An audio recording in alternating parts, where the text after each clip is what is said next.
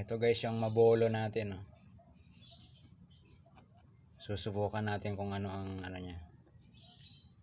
Lasa. Ngayon pa lang ako makakapag-try magbukas nito eh. Diba? Ganito pa lang itsura ng mabolo. Buksan natin.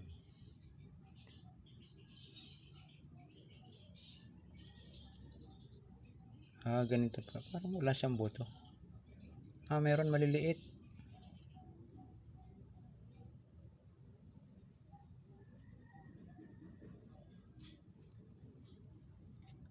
Ganito pa lang itsura niya. Diba?